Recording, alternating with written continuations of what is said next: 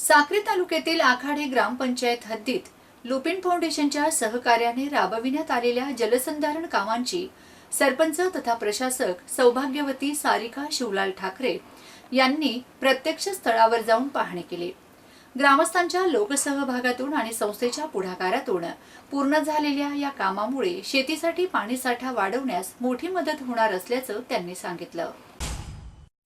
यावेळी सरपंच सारिका ठाकरे यांनी कामाच्या गुणवत्तेचा आढावा घेत संबंधितांशी चर्चा केली।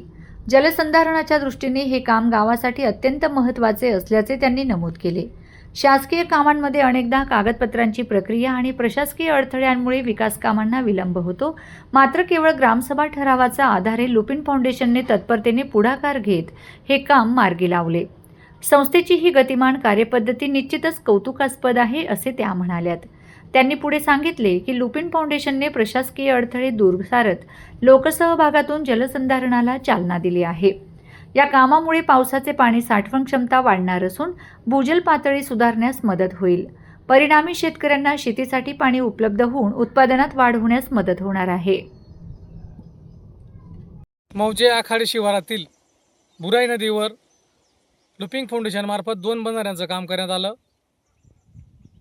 ब्रिटिशकालीन दगडी बंधारा एक होता आणि त्याच्या पुढे पश्चिमेला त्याच्यानंतर काँक्रीटकालीन बंधारा 2, या दोघं बंधाऱ्यांचं काम लुपिन फाउंडेशन मार्फत करण्यात आलं।